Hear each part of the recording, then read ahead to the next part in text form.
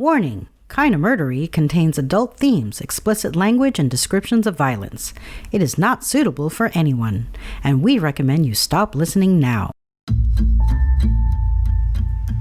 True crime with a dash of the paranormal, the garish, the strange, and the darkly comic.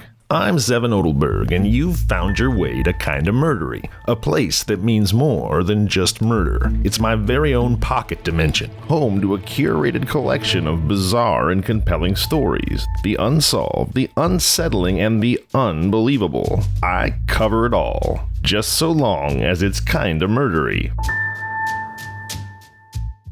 Hello, my friends, and welcome to Kinda Murdery. I'm your host, Zevin Odelberg. Thank you for choosing to spend your valuable time with me. Okay, I'm pretty excited, guys, because today is the first episode of a theme series I'm doing here on Kinda Murdery. It's my first theme series, so yeah, I'm geeked about it. For the rest of the month of August, I'm going to be telling true crime stories about murderers who are romantically involved with other murderers.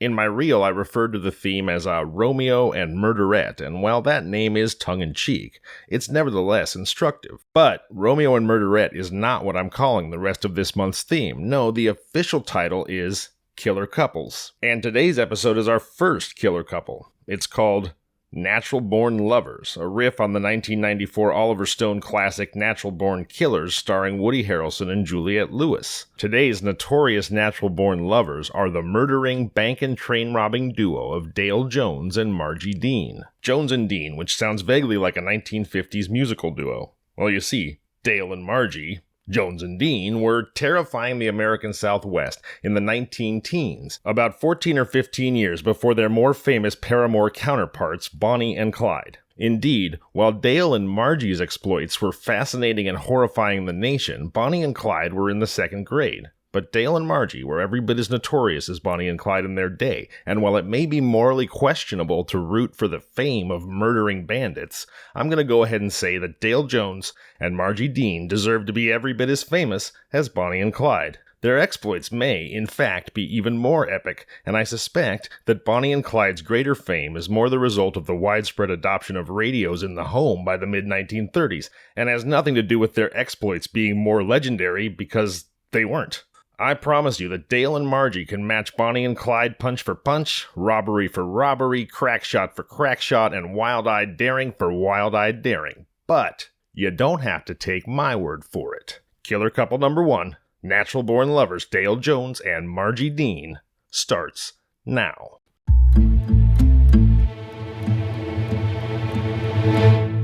Hey buddy, wait a minute. Patrolman William F. Koger of Kansas City, Missouri, called to a harmless-looking youngster whom he discovered loitering about the railroad yards. But the policeman passed on to eternity before those 60 seconds in the minute that he'd asked for had elapsed. Shot through the heart by the 14-year-old slayer. Dale Jones, Kansas City's boy bandit, had started on his career of blood. Escaping from the police dragnet, the precocious young criminal robbed and fought his way across a continent, lone-handed for 4 long years. "Dale Jones is my man," dramatically announced Maddie Howard, queen of Kansas City's underworld, standing on top of a table in a crowded cabaret with a significant gesture to the gun in her belt.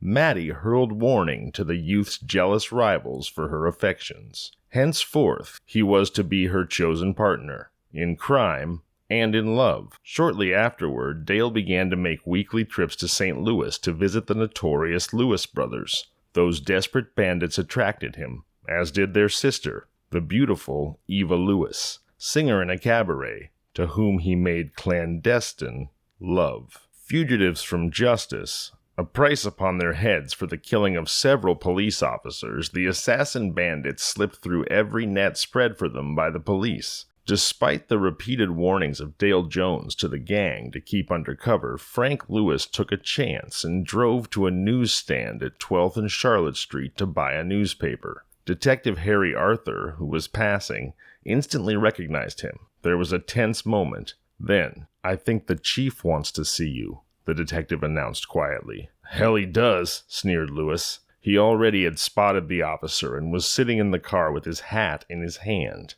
and his gun under the hat. Lewis pointed the gun at the detective's head and pulled the trigger. The gun snapped. Arthur threw up his arm just as Lewis pulled the trigger the second time, striking the gun hand of the man in the car upward, causing the bullet to go wild. Lewis struck Arthur in the mouth with his fist, and at the same time let the car in gear. The machine shot forward, hurling the officer to the pavement. Leaping up, Arthur commandeered a passing automobile and pursued the speeding car of the man who had tried to murder him, but Lewis was finally swallowed up in the traffic. The officer returned to the scene of the encounter to retrieve his hat, which was still lying in the street with a bullet hole through the crown. A few days later, after the experience at 12th and Charlotte, Frank Lewis got word that his brothers, Ora and Roy, had passed through Wichita and had shot a grocery man during a robbery. The grocery store proprietor, Matt Tambling, was held up by Ora and Roy Lewis when the brothers returned to Wichita while en route to Kansas City.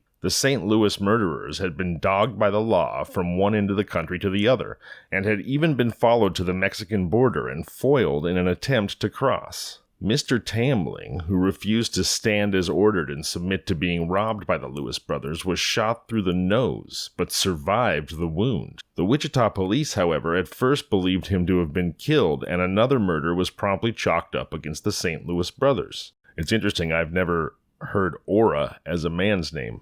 Perhaps short for Orville, who knows. Anyhow, Ora and Roy Lewis escaped from the Wichita police the second time and arrived in Kansas City 2 days later. They are said to have walked the entire distance. Believing Frank to be in Kansas City, Ora and Roy began making the rounds of the speakeasies and dives in search of their older brother. They searched for several days, but in vain, for Frank Lewis, ignorant of the fact that his brothers had returned to Kansas City and were desperately in need of assistance, remained as far away from Kansas City as possible. He did not care for another encounter such as the one he had had with Detective Arthur. Roy Lewis, the youngest of the three brothers, grew lonesome to see his sister. So, leaving Ora in Kansas City, he returned home to St. Louis. He was captured within an hour of arriving there. He was charged with murder, and the date of his trial set for a week later. His attorneys, however, succeeded in getting the case continued on the plea of new evidence intended to establish Roy's innocence of any actual participation in the two murders. Full credit for the capture of Roy Lewis and the final clearing up of the brutal slayings of police officers McKenna and Dillon by Ora and Roy Lewis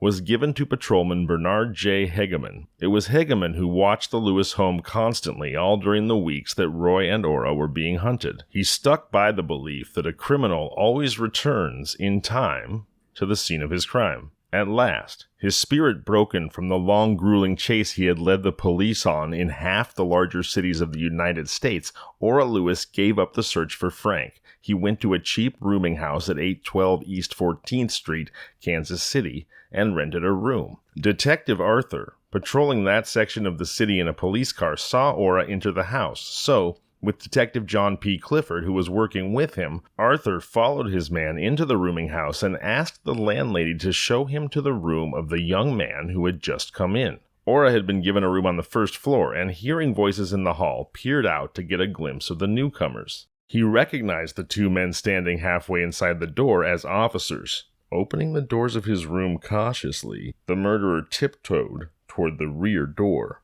But Arthur, expecting this, had not failed to note the slight movement in the room down the hall. Ora had taken but a few steps when Detective Arthur turned to his partner and shouted to him, "Stop that man! He is a brother of the man who shot my hat off." Shoving the landlady aside, both officers sprang forward and started running after the fleeing man. For some reason, I pictured like a Monty Python style. They shoved the lady out of the way completely unnecessarily before running after the fleeing man, but I'm sure that's not what happened. Shoving the landlady aside, both officers sprang forward and started running after the fleeing man. Ora was overtaken just as he reached the door, and in less than 24 hours, the Kansas City police were releasing the prisoner to the St. Louis authorities, to whom Ora made a full confession, not omitting the gruesome details of the slaughter of Officer Dillon.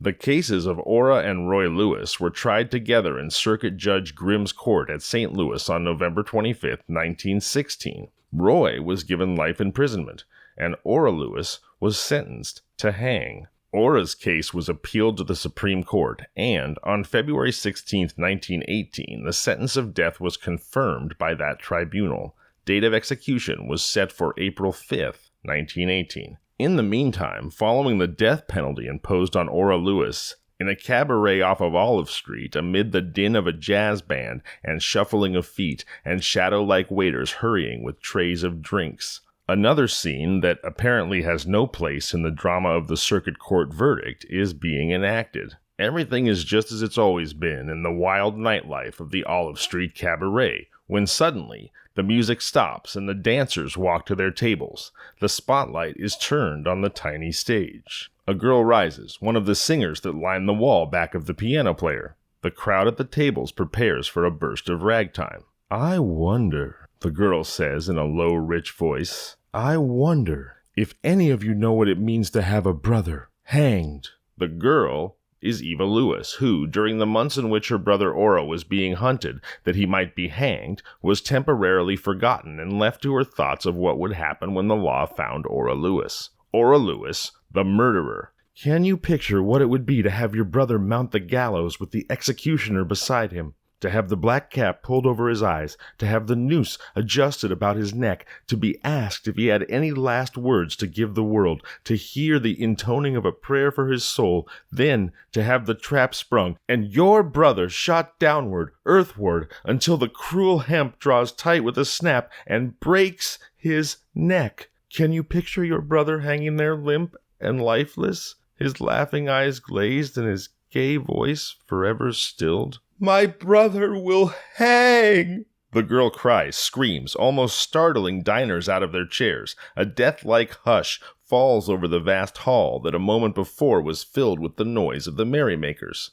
Unless you will help me to save his life, the pretty dancer shouts in a final burst of tragic, frenzied agony. Then Eva Lewis, in the sweet, gentle tones of a woman of culture, tells in a heart-to-heart talk of her seemingly hopeless battle with the courts to save her brother's life. The talk takes 3 minutes of her stage time, after which she circulates a petition through the audience, a petition to Governor Gardner of Missouri asking commutation of the death sentence. If there are 500 persons in the audience, Eva Lewis returns to the tiny stage with 500 names added to the list of people who, by having signed the petition, are opposing Judge Grimm's sentence on Ora Lewis. Such a scene might have been viewed by anyone attending the Olive Street Cabaret at St. Louis back in the latter part of 1916 and the early part of 1917. Whether or not the petition submitted to Governor Gardner early in 1917 had any influence on the chief executive of Missouri was never known. But Ora Lewis's death sentence was commuted to life imprisonment, even after the death penalty in Missouri was repealed in 1918, and after the Supreme Court of Missouri had ruled that Ora Lewis should hang in spite of the abolition on capital punishment. So he should hang even though Missouri no longer had capital punishment. That is how terrible the Missouri Supreme Court thought he was. And after all of that, the governor still commuted his sentence.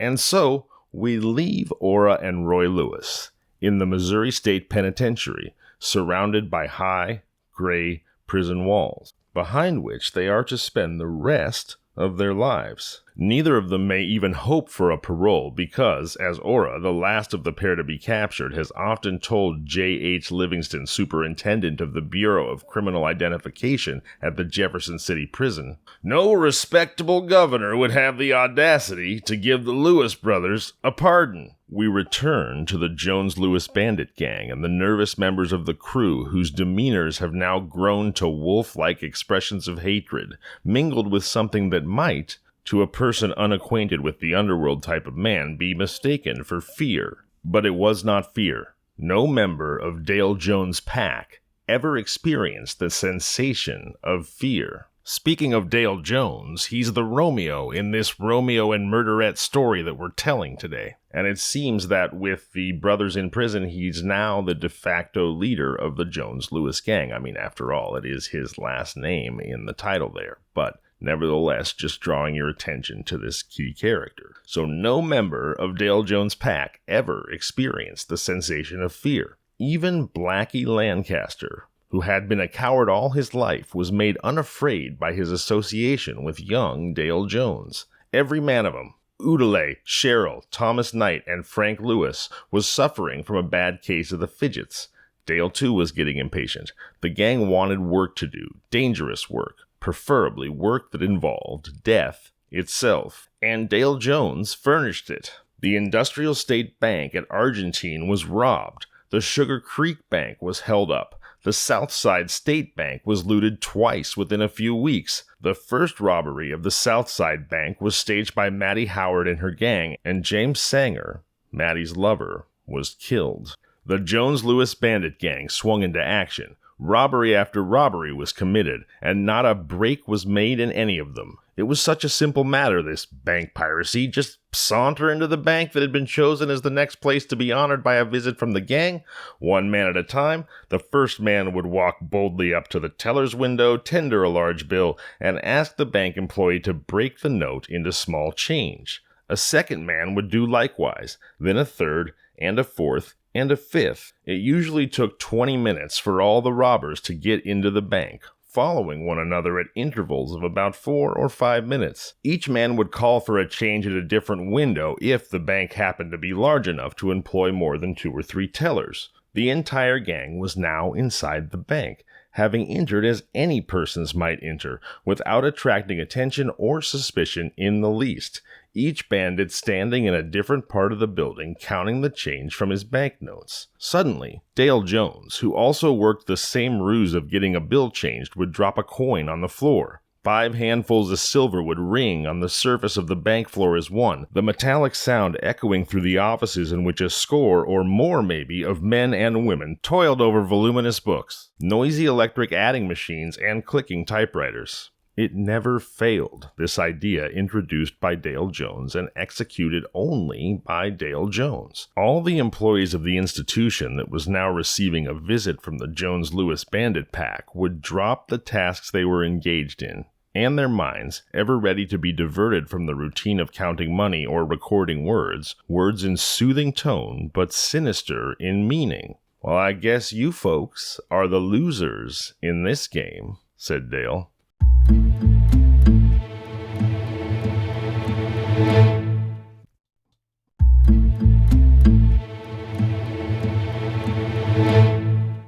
Alright, we're back. Thank you for giving our sponsors a moment of your time. Before we jump back into the story, I wanted to send a shout out to Kathy Hoffman from Newburgh, Oregon, who sent me an email and took me up on my offer to send out super rad, full-color vinyl Kinda Murdery stickers. All you have to do is ask. Thank you, Kathy, for asking. Thank you for listening, and thank you for wanting one of my Kinda Murdery stickers. I'm sending you several. So listen, everyone, if you want a Kinda Murdery sticker, email kindamurdery@gmail.com, shoot me your address, and I'll send you one too. Kathy will always have a special place in my heart for requesting my first sticker, but there's plenty of room on the bandwagon. So again, email me at kindamurdery@gmail.com, and I'll send you a sticker. If you want to see what they look like, check out @kindamurdery on Instagram. Alright, let's get back into the story. As always, I'm going to rewind it a little bit to drop us back into the narrative, but I'm ready. I hope you're ready. Let's rock and roll.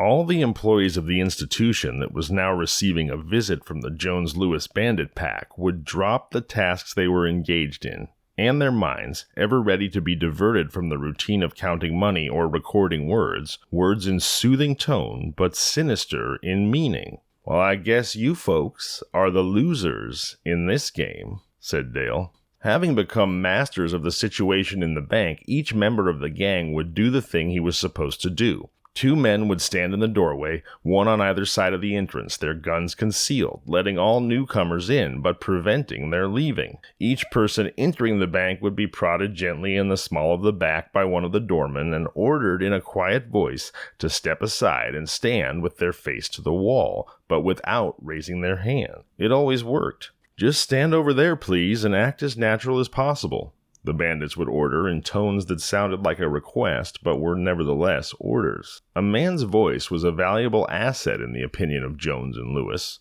Oodalay and Cheryl usually acted as doormen, but when Kansas City Blackie joined the gang, he was posted at the door with Cheryl, and Oodalay worked the tills. This arrangement was made because of Blackie's shooting ability. One man was stationed at each end of the bank room, sweeping the length and breadth of the building with his gun. The two remaining members of the band would loot the vault and money tills. Dale himself worked the vault. The entire job was performed in less than 1/10 of the time it required to tell it. Many a person caught in a bank that was being robbed by the Jones gang has marveled at the smoothness and rapidity with which the bandits worked. Few people were ever foolish enough to make a false move in the presence of the most notorious robber organization that America has ever known. The bandits had cleaned up Kansas City. The Sugar Creek Bank, the Industrial State Bank, and the Southside Bank had yielded a good profit. There was never a hitch in any of the jobs, all of them having been pulled according to the foregoing plan. Best of all, there hadn't been a casualty. It was one of the unpardonable sins of the Jones-Lewis gang to shoot where shooting was not absolutely necessary. Dale Jones knew what it meant to be tried for murder, and Frank Lewis had learned a great deal from the court trials of his two brothers. The Kansas City police were concentrating every ounce of that great law enforcement organization's strength on the capture of the gang that was terrorizing the city and outlying districts. When a score of additional men were signed up to patrol the city in one big campaign, Jones, still a very young man and the most sought-after criminal in the entire Southwest, called a conference of his gang. The Council of War was held 50 miles from Kansas City, under the protection of the rolling Missouri hills, where the gang had set up its permanent hideout. The conference ended in hurried preparations to move on according to the original plans laid by Jones and Lewis, to see America first, along the sights of pistols and high-powered rifles. Indianapolis, Indiana, was the first stopover. When the gang left the city, its members were $18,000 richer, which, by the way, is $353,000 today, so no chump change, for which they had a small national bank to thank. A wide swing and several days of traveling took the notorious party of, quote, tourists, unquote, to Los Angeles. Here the gang scattered, each taking his share of the spoils from the dozen robberies. The men were ordered to report to Dale Jones within 10 days to lay plans for a job that he, Dale, would have spotted by that time. While resting in Los Angeles before the scheduled meeting of the gang was to take place, Jones renewed old acquaintances in the city. Among them was Margie Dean, and here we meet our murderette, an Italian woman several years Dale's senior whom he had met in Los Angeles during his residence there in the home of a wealthy California real estate man who had befriended him as a boy. Margie and Dale went to Tijuana, and in the Mexican sporting city between horse races and poker games, Margie Dean proved to Dale Jones why she should travel with him as an active member of the gang he headed. The girl could shoot, and she had nerve. She demonstrated the latter by holding up a party of American sportsmen in broad daylight and robbing them of several $100s and their watches. She clipped the heads from Mexican quail to prove she was a crack pistol shot. And besides, Margie Dean was very much in love with young Jones, so down in Tijuana, over their whiskey glasses, or maybe tequila glasses, not that American newspaper writers knew what tequila was in 1928, but sure, maybe it was bourbon. Over their whiskey glasses, Dale Jones and Margie Dean were married by common law. The gang assembled again in Los Angeles on December 7, 1917, and talked over plans for their next robbery. The following day, 6 men trooped into the bank at Culver City, a residential suburb of Los Angeles. A tall, olive-complexioned woman sat in a car park at the curb directly in front of the little bank. Her left hand rested on the steering wheel. In her right, which lay on the front seat of the machine, covered with a silk scarf, was a .38 caliber revolver. 15 minutes had elapsed since the first of the sextet walked briskly through the arched doorway of the bank. The girl in the car was becoming nervous. She looked up and down the quiet street, then back through the big windows of the bank, and saw Dale Jones, the bandit leader, drop the coin which gave the signal. The girl's right hand trembled under the scarf, shaking the silken material like a light gust of wind. Her right foot poised over the gasoline accelerator tensed, and her left foot, trembling, instinctively began to draw upward. slowly, gradually letting the car in gear. Her eyes again swept the paved residential street in each direction and roved back to the wide glass windows through which 4 men could be seen moving about with a swiftness and precision that resembled the working of a well-oiled machine. One of the bandits who stood in the doorway was concealed behind a stone pillar that stood just inside the entrance, but the other, Blackie Lancaster, was in plain view from the street. He was lounging against another pillar, standing opposite that which hid Cheryl, apparently a disinterested spectator of the scene that was being enacted behind the cages, but in his left hand was a gun, and the thumb toyed the hammer of the old single-action .45 nervously, letting the firing pin down to within 1,000th of an inch of the cap of the cartridge and raising the hammer again to the point where it was ready to click and turn the cylinder on a new chamber. With a cat-like movement, Dale Jones turned from the bank vault where it had taken him only a few seconds to scoop up $8,000 in currency, leapt onto the counting table through the small window of the teller's cage, and jumped lightly to the floor. Frank Lewis, Udeley, and Knight quickly followed their chief, and all 4 bandits who had been working behind the cages walked rapidly through the door and headed for the car in which the girl sat. They reached the curb, and Dale stooped to climb into the seat next to Margie Dean. This was the signal for Blackie and Cheryl. The doormen, brandishing their guns, started running backwards out of the bank, keeping the bank employees covered. Their retreat, in turn, was being covered by the 4 men in the car. Blackie and Cheryl reached the automobile, both diving headfirst into the rear seat and into the arms of their Confederates. The car shot forward in low gear. Then the girl driver shifted gears to second and roared around a corner into a street that stretched out straight ahead for miles. Again she shifted gears, let out the clutch, and pressed the accelerator level to the floorboards. The girl driver shifted gears to second and roared around the corner into a street that stretched out straight ahead for miles. Again she shifted gears, let out the clutch, and pressed the accelerator level with the floorboards. Margie Dean had been initiated into the Jones-Lewis bandit gang.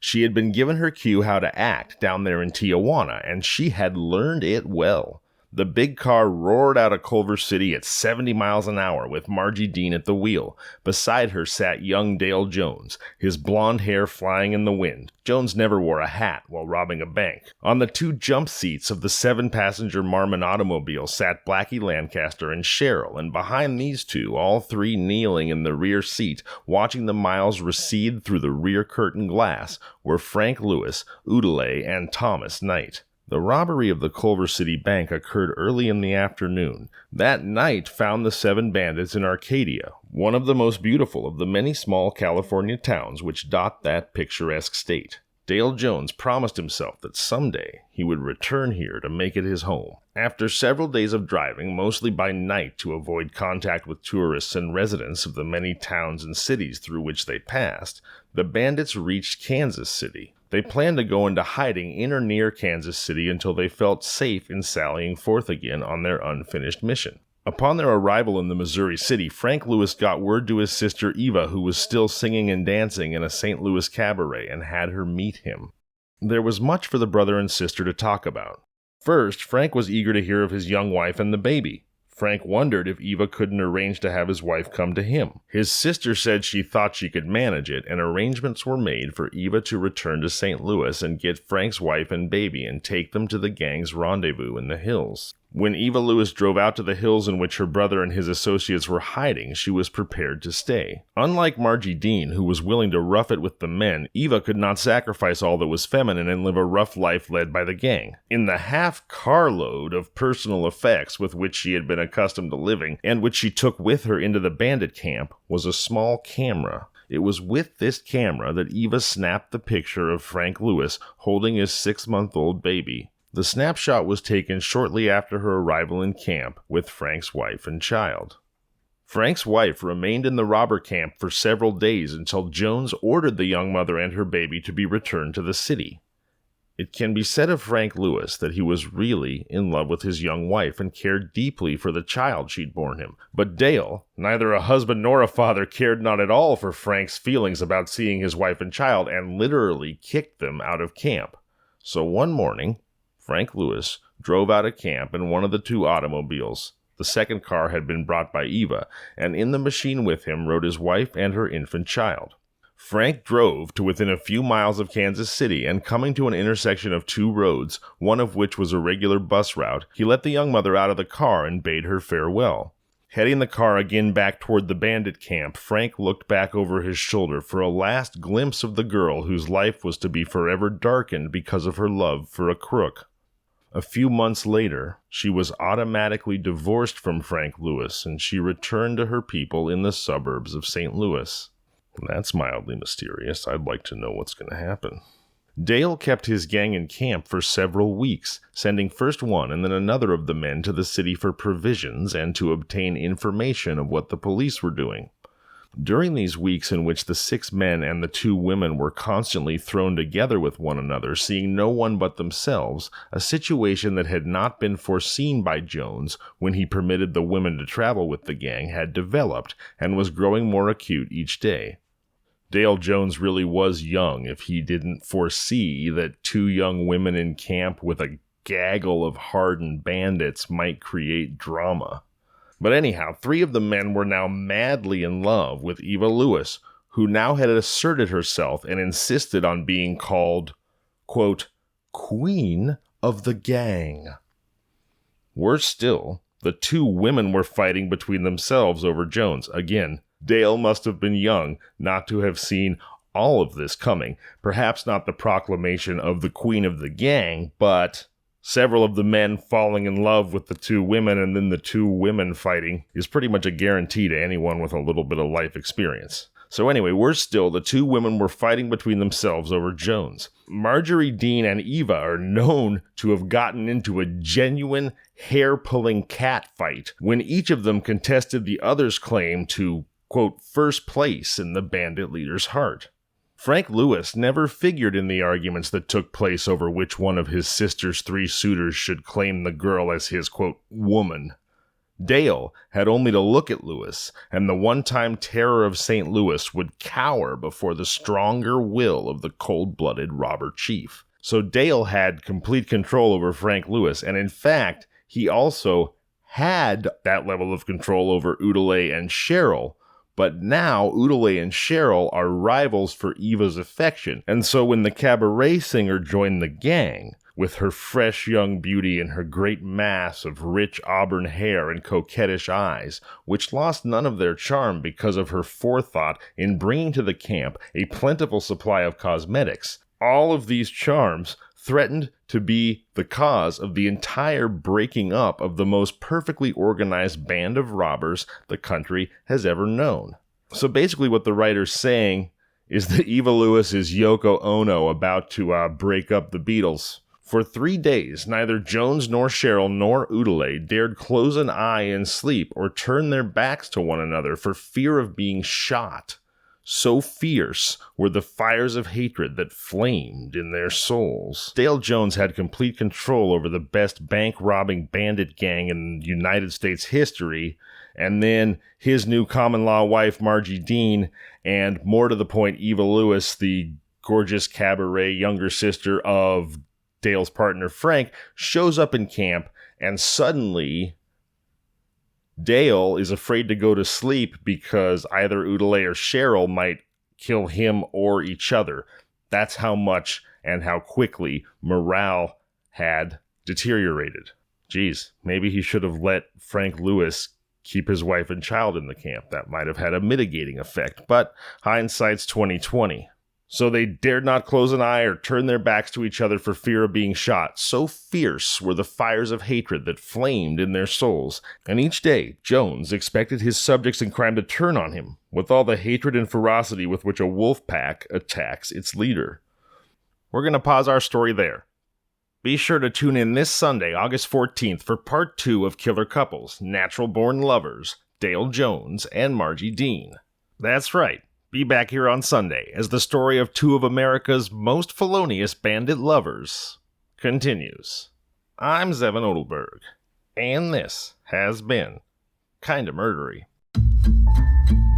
If you've enjoyed today's Kinda Murdery, please tell your friends and family. tell strangers, leave a review. It's the best way to ensure that I can keep telling that special brand of bizarre and terrible tales that you'll only find here on Kinda Murdery.